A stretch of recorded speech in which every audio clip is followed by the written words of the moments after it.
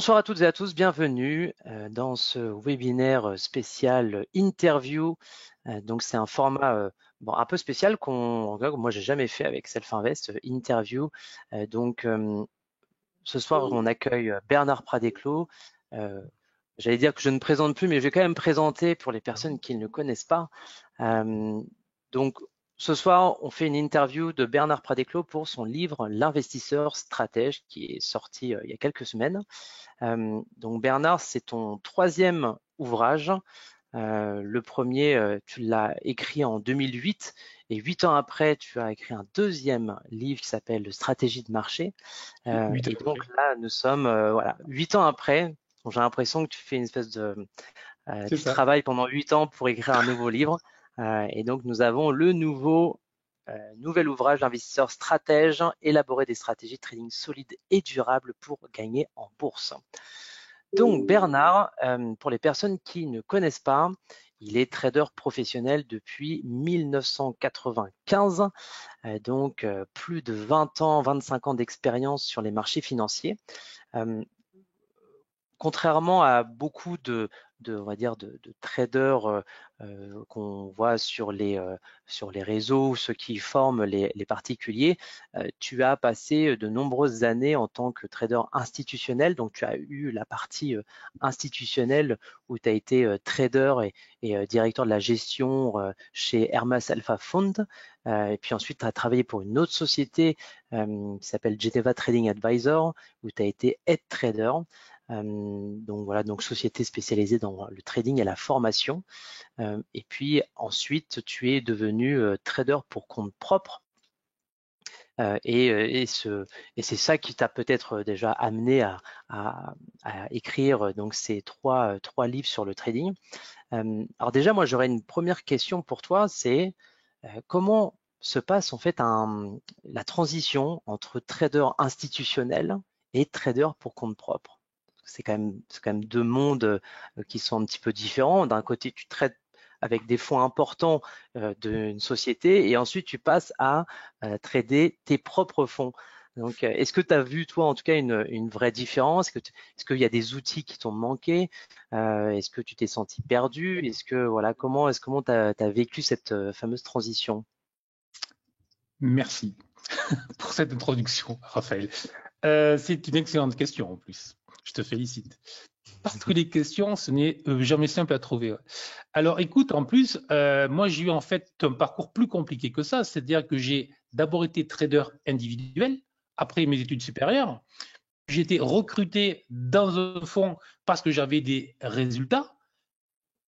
Et j'ai ensuite quitté la gestion professionnelle pour redevenir trader individuel. Bon. Donc j'ai eu la double sautée, je dirais. Il y a de très grosses différences. La première différence, lorsqu'on passe de trader individuel à trader professionnel de fonds, c'est effectivement la taille. C'est-à-dire que même si quand je suis rentré, j'avais réussi à me constituer un capital sérieux, alors que quand j'ai démarré, je n'avais rien. Donc j'avais réussi, donc je commençais, on va dire, à aller bien. Lorsque je suis devenu professionnel, ma perte quotidienne était pratiquement le montant de mon capital. Donc évidemment, alors si tu raisonnes en euros ou en francs suisses en l'occurrence ou en dollars, puisqu'on avait les trois, ça peut faire très très peur, très très mal. Donc il faut raisonner en points tout simplement. Voilà. Déjà. Après, écoute, bizarrement, j'ai été surpris par un certain manque de professionnalisme des fois dans le milieu professionnel et par un certain amateurisme et en fait tout ce que je combattais, c'est pour ça que je n'avais pas voulu rejoindre le monde de pro tout de suite et tout ce que je combattais, c'est-à-dire plutôt un mode gaming qu'un mode trader tel que je le conçois, c'est-à-dire c'est sérieux, ça peut être chiant, mais au bout tu gagnes. Voilà. Si tu veux un exemple, alors c'est devenu un très très bon ami, donc je peux le dire. Un de mes associés, parce que j'ai fini en tant que gérant de fonds et j'étais associé dans le fonds, un de mes associés donc, était un ancien trader qui avait une société de gestion et qui avait fait fortune à 27, 28 ans, mais juste sur en fait un coup de bourse. Et il comprenait rien à ce que je faisais, mais rien. Il ne comprenait rien à la bourse. Sauf que il avait gagné quelques dizaines de millions d'euros sur un gros coup de dés. Voilà. Bon. Donc, et ça, et des exemples comme ça, j'en ai eu plein. Après, j'ai eu dans un des fonds où j'avais travaillé, un jour, ils sont arrivés. Pourtant, les Suisses, quand tu les connais, voilà, c'était plutôt le côté suisse-allemand, tu vois. Donc, je veux dire, plus strict, tu vois. Moi, écoute, à côté, tu vois, c'est l'eau et le feu, tu vois, qui a fait la glace et le feu, tu vois. L'autre, il fait, voilà, avant que ça bouge, tu vois, voilà. Enfin, bref. Il arrive avec une idée de fond. Il voulait créer un fonds Forex algorithmique avec 3 gars sérieux, soi-disant un économiste, un informaticien, puis un ancien trader, qui arrivait avec des super résultats. Il me dit, vous en pensez quoi? Parce qu'on se voyait, c'était vraiment le truc. Voilà. Je dis, bah, je regarde, je dis, franchement, c'est de bidon complet. Et puis en plus, il s'avérait que les 3 gars, je les connaissais, c'était 3 bons gars, mais 3 nuls, si tu veux. Et le gars, il avait une soixantaine d'années, suisse, grosse voiture, grosse société, gros machin. Et en fait, il raisonnait comme un trader de 20 ans qui voit des étoiles qui brillent de partout parce qu'il se dit que voilà. Donc, en fait, très étrangement, même dans le monde professionnel, on va retrouver, je dirais, les mêmes défauts qu'on retrouve chez le particulier qui va s'emballer ou qui va se laisser. Voilà. Ça, c'est pour la différence. Et puis après, moi, quand j'ai quitté le monde pro, c'est pas, j'en avais fait le tour, si tu veux, que justement, je m'étais amusé avec des grosses sommes. J'avais fait de l'argent, donc c'est bien. Mais j'en avais assez, justement, de supporter ces gens-là que je trouvais vraiment pas à la hauteur, alors qu'ils faisaient des frics de fou, parce que c'est bien que sur un hedge fund, tu vas gagner sur les AUM, sur les sommes gérées avec un fixe et avec une commission de surperformance, mais c'est surtout les AUM qui prennent. Donc, enfin bref, voilà, si tu veux, je veux pas être méchant, maintenant c'est du passé, tout ça, et franchement, lorsque tu vois comment ça marche, tu te dis, il n'y a aucune surprise à ce que de temps en temps il y ait des cracks et voilà qu'une banque suisse aussi grosse soit-elle, je veux dire, que voilà qu'elle fasse faillite parce que franchement c'est pas très compétent. C'est juste qu'ils sont dans le milieu, qu'ils ont les moyens et que ça tourne et qu'ils font du fric pointe à la ligne, voilà. Donc moi j'ai quitté, j'en avais assez. Et j'ai fait ma première formation après 20 ans de métier, là où effectivement, c'est vrai que d'autres la font après 21 jours de métier et 3 vidéos YouTube. Je suis lent comme garçon, c'est pour ça que moi j'ai pris le temps, j'ai mis 20 ans avant de me dire est-ce que j'ai de petites compétences pour faire une formation sur la bourse, voilà. J'ai mis 20 ans. Tu as mis 20 ans. Et un peu plus pour écrire ce livre, L'investisseur stratège. Donc, je rappelle, c'est le 3e livre que tu as écrit. Est-ce que c'est quoi? C'est une suite des 2 premiers? Ça n'a rien à voir? C'est quoi la suite logique entre le premier, le 2e et celui-ci? Alors, déjà, j'aime écrire, donc ça me plaît. Déjà, j'aime ça. Après, je dirais presque que, alors, écrire, c'est épuisant. Enfin, lorsque tu fais les journées que je fais, qu'en plus tu écris, c'est franchement dur.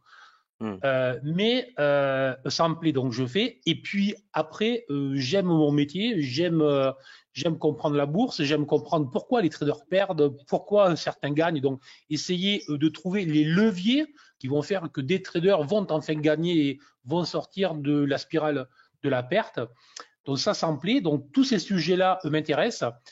Et donc du coup, quand j'écris un livre, j'essaye de trouver de faire le point sur mes connaissances. Et lorsque tu écris un livre, ça oblige à faire le point sur ses connaissances, parce qu'il y a beaucoup de connaissances que l'on ingurgite sans vraiment y réfléchir.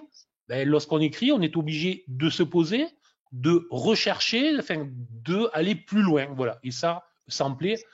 Moi, je considère qu'on est dans un métier où l'on n'arrête jamais de progresser et de chercher. Voilà, donc c'est pour ça que j'ai fait ce livre. Ensuite, je ne voulais pas refaire un livre, effectivement, où j'expliquais c'est quoi l'analyse technique, le RSI, PMA, CD, une moyenne mobile, machin. Alors, ça y est, évidemment, tu es obligé, mais j'essaye de le faire avec un prisme différent, sur un ton différent, rapidement, et pour aller à l'essentiel. Et alors, il y a une première partie où évidemment il y a, on va dire, un tronc commun obligatoire, même s'il y a quand même des nouveautés issues de mes propres recherches sur GTAS, tout le chartisme et tous les chandeliers japonais. Et derrière, il y a une grosse partie dédiée, alors non pas au mental et à la psychologie, parce que ça c'est mon grand truc. Je refuse de croire que le trading c'est de la psychologie ou du mental. Je considère que ça, c'est une excuse que se donnent beaucoup de traders pour dire j'ai des problèmes de concentration, de discipline, de rigueur. Non, non, dans 90% des cas, tu as des problèmes de travail et de sérieux. Pointe à la ligne. C'est-à-dire que c'est parce que tu ne travailles pas assez, c'est parce que tu n'as pas étudié suffisamment les prix, c'est parce que tu ne maîtrises pas tes stratégies, c'est parce que tu ne maîtrises pas tes entrées, c'est parce que tu ne sais pas réagir à l'instant T lorsque les prix te donnent ça ou ça, que du coup, tu vas avoir des problèmes dits psychologiques. Donc ça, voilà. Donc ça, j'y tiens. Et je le prouve, je veux dire, tous les traders que j'ai eu en coaching avec des problèmes soi-disant psy, tu les fais travailler sérieusement. Très étrangement, les problèmes mentaux, psychologiques, de rigueur, de discipline s'en vont. Voilà. Bon. C'est vrai que ça, après, c'est assez juste. Je ne sais pas en fait si la psychologie, c'est une fausse excuse, mais en fait, pour avoir une bonne psychologie, si tu es complètement, toi, sans méthodologie, sans cadre ou cahier des charges, c'est sûr que ta psychologie, tu seras beaucoup plus fragile. Alors que quand tu as quelque chose, un vrai cahier des charges, un vrai cadre de travail, bah, évidemment, tu le suis parfaitement et en conséquent, en fait, ta psychologie, elle va avec parce que tu as confiance en ta méthode. Et si tu as confiance, et bah, ta psychologie, elle est moins fragile quand tu te mets à trader. Donc, je pense que ça va aussi de pair en fait. Toi, tu travailles, tu te concentres sur le travail plutôt que sur la psychologie, ce qui est une bonne méthode parce que la psychologie, bon, à part aller chez un psychiatre, un psychologue pour gérer ses problèmes, je vois pas quelle autre méthode. Mais en fait, ce qu'il faut surtout faire, c'est travailler sur son sujet, sur sa méthode, parce que ensuite la psychologie, ça viendra avec. C'est ça que tu veux dire, c'est ça? c'est exactement ça, si tu veux. Et alors, après, il y a par contre une grosse partie d'organisation, de mental, de psychologie, mais parce que je considère qu'à niveau équivalent, c'est-à-dire deux traders gagnants parce qu'ils ont travaillé, parce que leurs stratégies sont gagnantes, parce qu'ils savent comment agir, quand agir, comment gérer son risque, etc. Là, par contre, le mental va faire la différence. C'est exactement comme en sport. Le mental fait la différence entre un grand champion et un bon sportif. Peut-être que physiquement, ils ont le même physique et là, c'est le mental qui va faire. Mais le sportif qui n'a pas de physique, même s'il a un excellent mental, je veux dire, toi qui cours beaucoup, je ne vais pas te suivre, même si j'ai un excellent mental. Parce que je ne suis pas fait pour, tu veux. Ouais, non, je suis d'accord. C'est le travail avant tout. Ouais, tout à fait. Et la psychologie, après, elle accompagne en fait le travail. Si on travaille pas, la psychologie sera pas là non plus, et c'est ça qui va faire dégringoler les choses. Donc, c'est sûr que je suis d'accord, il faut pas tout faire reposer sur la psychologie. En fait, la psychologie, une mauvaise psychologie, c'est la conséquence d'un mauvais travail. Ouais, on est d'accord. Alors c'est vrai, pour rebondir à ce que tu dis sur ton livre. Alors, j'ai remarqué plusieurs choses. Donc, si vous l'avez pas encore acheté, que je vous donne voilà, quelques détails au moins chiffrés. Vous avez dans ce livre 18 chapitres, hein, ce qui est assez significatif, je trouve, pour un livre. 18 chapitres, c'est important. Il y a plus de 300 pages dans lesquelles vous trouverez, je dirais, comment dire, des sections assez globales sur le trading, enfin assez complètes.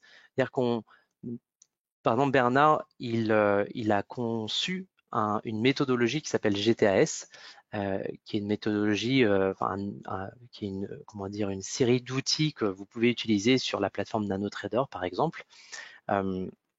Dans ce livre, tu parles un peu de cette méthode, mais c'est qu'une petite partie en fait de ton livre.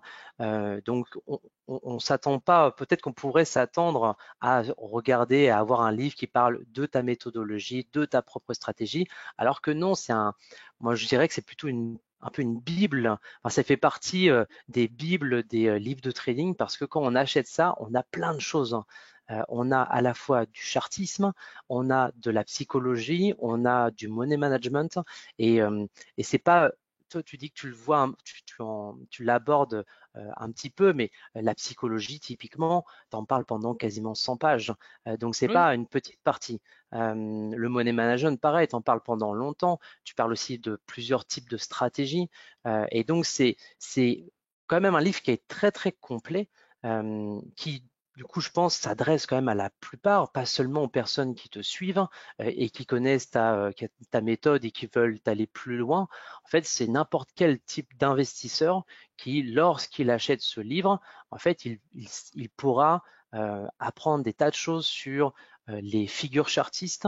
Alors, c'est vrai que tu ne parles pas d'indicateurs techniques en particulier, mais tu parles plutôt du chartisme, de la force de la tendance, de toutes les différentes figures chartistes qu'on pourrait trouver. Il y a un très bon chapitre également sur les gaps. Donc, il y a une vraie partie, une vraie première partie assez longue sur le chartisme on va dire, dans sa globalité quasiment. Beaucoup sur la psychologie, parce que je sais que tu aimes beaucoup quand même l'aspect psychologie. Et, j'aime bien parce que pour faire un petit aparté sur mon expérience, moi quand j'étais en études, j'ai fait un mémoire sur la psychologie des traders particuliers. Ah, Donc je savais j'étais pas ça. j'étais déjà un peu là-dedans et j'ai vu que tu reprenais beaucoup ça m'a rappelé en fait mon mémoire parce que tu parles beaucoup des biais psychologiques et Ouais. c'est une partie moi j'ai trouvé passionnante parce qu'il y a des études scientifiques qui ont été menées par des scientifiques aux États-Unis qui parlent de psychologie, qui s'appliquent Mm. vraiment aux investisseurs, mais qui s'appliquent en fait aussi aux joueurs de casino. Enfin, ça se rapproche un petit peu et, et parfois, je pense que quand on regarde ça, c'est assez lumineux. Quand on réalise en fait qu'on a ces propres biais-là dont tu parles dans ce livre, bah, je pense que ça peut vraiment aider, enfin ça peut vraiment éclaircir le quotidien des particuliers lorsqu'ils se retrouvent face à une situation et qu'ils réagissent toujours de la même manière et ils comprennent pas en fait pourquoi ils réagissent de cette manière. Et typiquement, un livre comme ça, je trouve que ça éclaire vraiment sur les potentielles difficultés que les gens pourraient rencontrer quand ils traitent. Donc il y a une vraie quand même partie sur la psychologie et puis après il y a ça finit par un espèce de mélange entre stratégie, money management, méthodologie, pour finir sur le dernier chapitre que j'ai bien aimé sur les 10 commandements de l'investisseur stratège. Donc ça, c'est un peu la checklist à se mettre, à coller sur son mur à côté de son ordinateur pour essayer toujours de respecter ces 10 commandements. Donc, bref, donc c'est un livre vraiment, je trouve très complet. J'étais assez surpris, à vrai dire, quand j'ai reçu ce livre. Je m'attendais pas en fait à avoir un livre aussi global. Je m'attendais à que tu parles beaucoup de GTS, de ta propre expérience, de ta méthodologie. Et en fait, non, c'est une vraie bible comme, je sais pas, John Murphy a fait une bible sur l'analyse technique. Toi, tu fais une bible pas sur l'analyse technique, mais sur le trading de manière générale ou plutôt l'investissement. Euh, donc, j'imagine que tu es d'accord avec moi sur le fait que c'est un livre qui s'adresse vraiment au plus grand nombre, en fait, C'est euh, ça. tous ceux qui se passionnent L'objectif, sur exactement. En fait, au départ, il s'appelait d'ailleurs le trader stratège, et j'ai voulu justement l'élargir à l'investisseur stratège.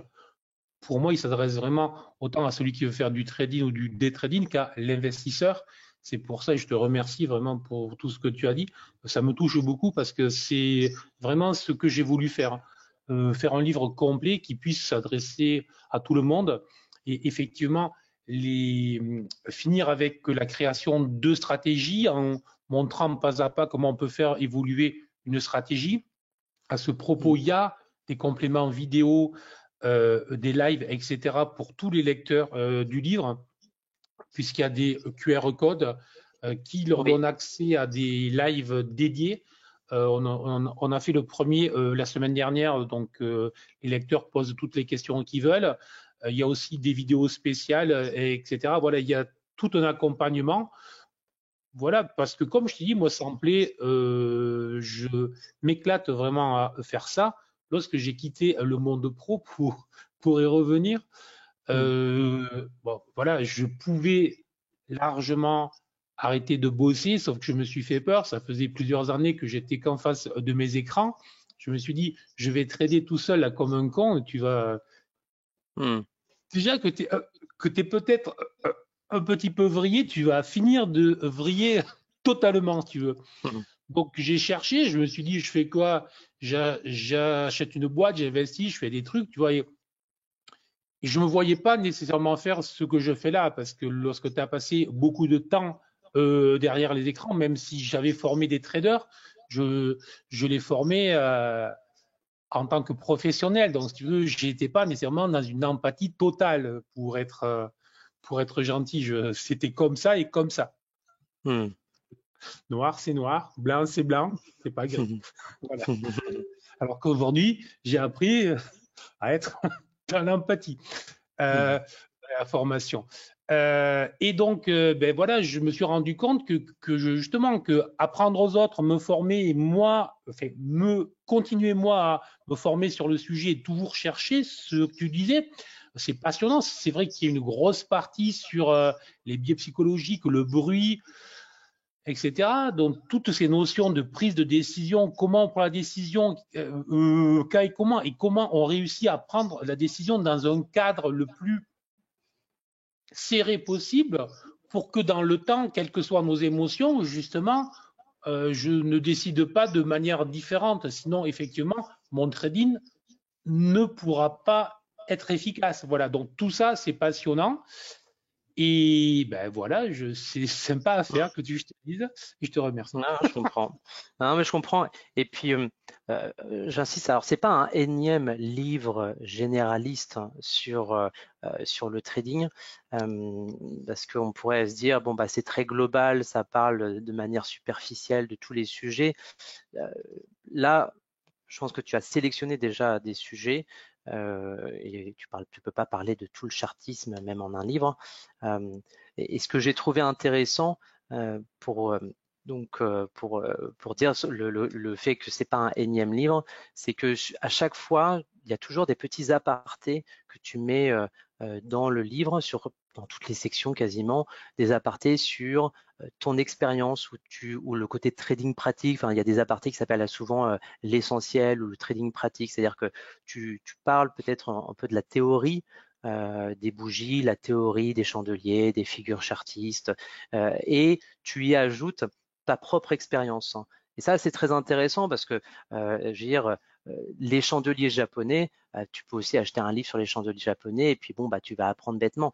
Là, qu'est-ce qui va faire la différence entre un livre banal sur les chandeliers japonais et ce livre-là qui en parle? C'est toute l'expérience que toi, tu as en tant que trader pro, trader compte propre.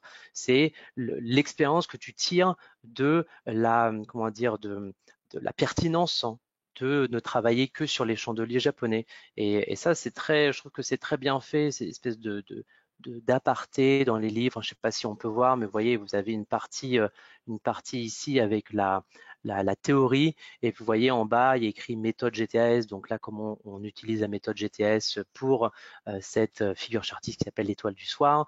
Sur le côté, vous avez un aparté aussi sur la psychologie. Enfin voilà, il y a des choses qui sont intéressantes. C'est un vrai, on a l'impression d'être un peu accompagné d'un mentor. Enfin, peut-être que j'exagère un peu, mais c'est ça, je trouve que ce qui est intéressant et ce qui fait aussi que c'est pas non plus un énième livre qui parle d'analyse technique.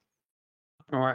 Et ça, figure-toi, alors effectivement, encore une fois, je te remercie. Ça faisait quelques années, parce que comme je disais, j'aime écrire, mais je voulais pas écrire un troisième livre qui ressemble aux deux précédents. Donc il fallait que je trouve une approche, une accroche qui m'inspire. C'est pour ça que je l'ai tordu dans tous les sens, sachant qu'en plus en données, mes abonnés le savent, ceux qui me suivent, j'ai un livre que je ne publierai jamais qui doit faire 1500 ou 1600 pages maintenant, en A4, donc ça fait beaucoup plus que ça, ou qui est la somme de toutes mes connaissances compilées, etc. Et là, celui-là, pratiquement, il sort voilà. J'ai fait vraiment autre chose. Je voulais vraiment aborder, me dire, si je débutais en bourse aujourd'hui, il me faut quoi pour réussir, sans être trop la bourse pour les nuls, où franchement, tu vas faire que des trucs qui ne servent à rien, où tu vas rien comprendre. Donc, être efficace tout en étant à peu près complet et tout en permettant justement un accompagnement suivant, hein, puisqu'effectivement, il y a toutes ces parties supplémentaires, vidéo ou live, où là, j'y tiens beaucoup, si tu veux. Tous les lecteurs peuvent venir se renseigner, poser des questions, s'il y a des trucs où ils bloquent, enfin bref, voilà. Donc ça, voilà. L'idée qui m'a plu et comment j'ai réussi à aller en fait au bout de ce livre avec ça, si tu veux. D'ailleurs, c'est drôle parce que effectivement, on sent dans ce livre que tu aimes écrire parce qu'il y a il y a peu de graphiques, il y a beaucoup d'écrits, il y a peu de graphiques. C'est pour ça que tu aimes bien écrire. C'est vrai, hein. Alors, ouais. Alors pourquoi est-ce qu'il y a peu, non, tu trouves pas qu'il y a peu de graphiques Oui. C'est quoi, c'est fait exprès, ouais. Ah ouais, alors je vais te dire pourquoi. Les graphiques, donc ça c'est lorsqu'on fait un bouquin, les graphiques, bon, là ça s'est passé bien, ça s'est bien passé. Mes deux livres précédents qui étaient chez un gros éditeur, c'est pas que celui-là ne soit pas gros, mais il est moins important, on va dire. J'ai changé volontairement. Les graphiques, il te les met. Ça ne rend jamais ce qu'on voit nous lorsqu'on fait le livre. Donc, il faut les zoomer un maximum pour que ça reste à peu près lisible par le lecteur. Et je ne trouve pas qu'il y ait une information qui soit colossale, si tu veux. Donc, c'est pour ça que j'ai essayé de limiter au maximum les graphiques. Et mon idée, justement, avec toute la partie dédiée supplémentaire sur le site TiWinvest, sera d'ajouter là des graphiques modulables ou des vidéos, où là, effectivement, il y aura possibilité de mettre beaucoup d'exemples, des exemples que même peut-être les lecteurs me proposeront, tu vois. L'idée, c'est essayer de créer une interactivité, mais où là, que ce soit lisible. Franchement, mes deux premiers bouquins, les graphiques que je me souviens, j'ai passé un temps de dingue. Le résultat, lorsque tu le vois, tu fais OK.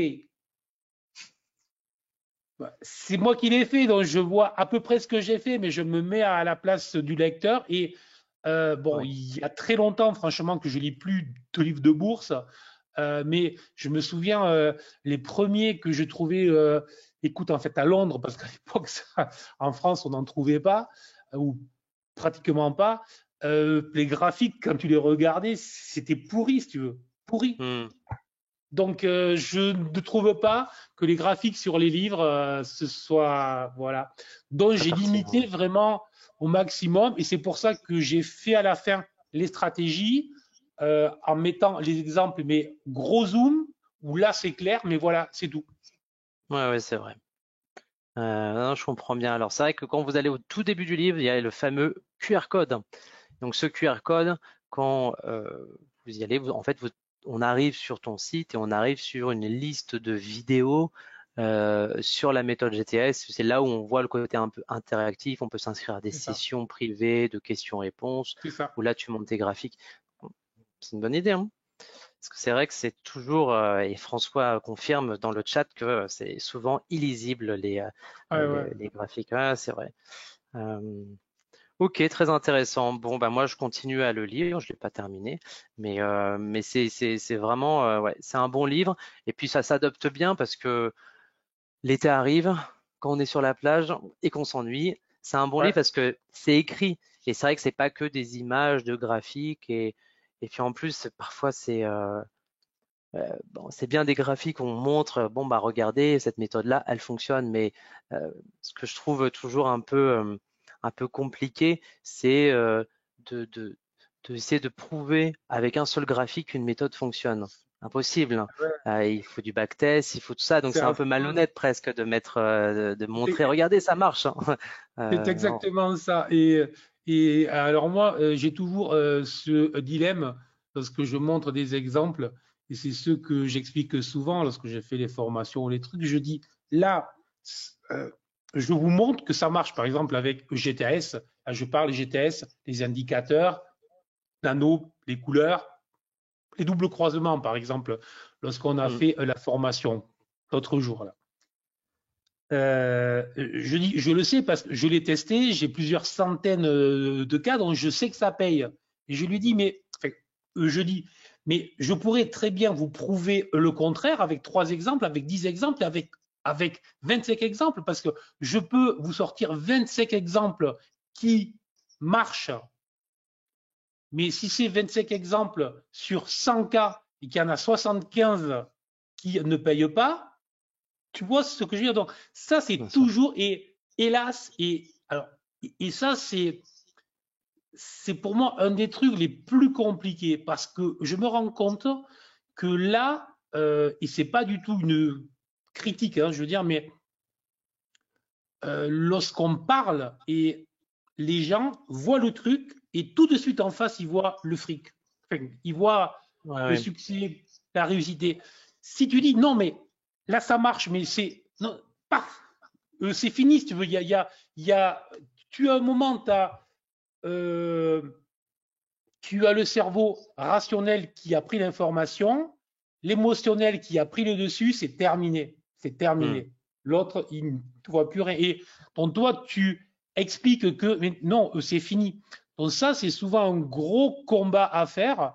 Je vois souvent, tu as le pire qui peut arriver à un trader qui débute, c'est un trader qui débute et qui gagne avec une méthode qui ne fonctionne pas, ce qui ne pose aucun problème, puisqu'encore une fois, si sur 100 opérations, tu as une méthode qui marche 70 fois sur 30, ben, s'il fait les 30 fois où en principe ça perd, mais que lui, il le fait en fait à l'envers, il va gagner.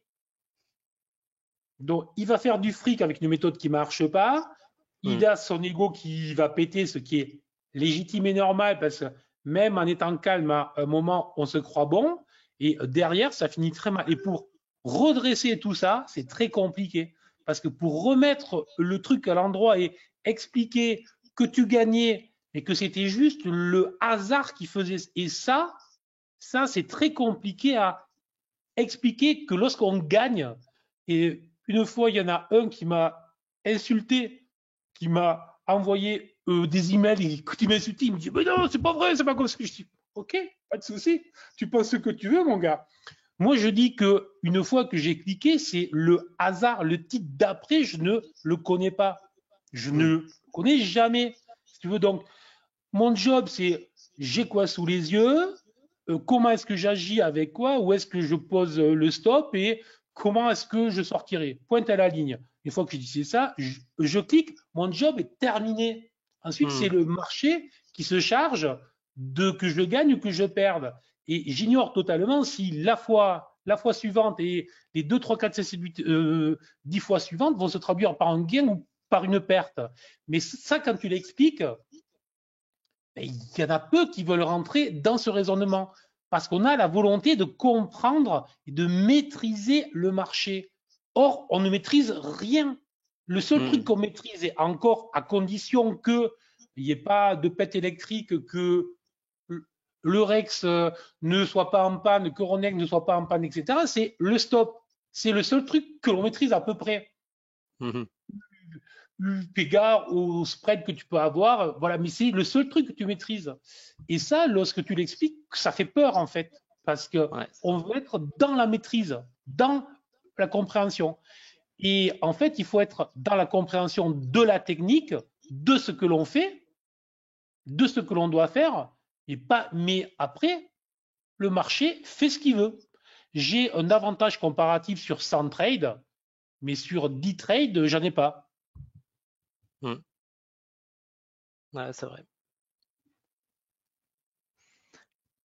Bien, je crois que ce sera le mot de la fin. Merci en tout cas à Bernard. On a passé un bon moment. Je pense que ça a donné à tous ceux qui ne l'ont pas déjà fait de se procurer ce livre pour cet été, L'investisseur stratège.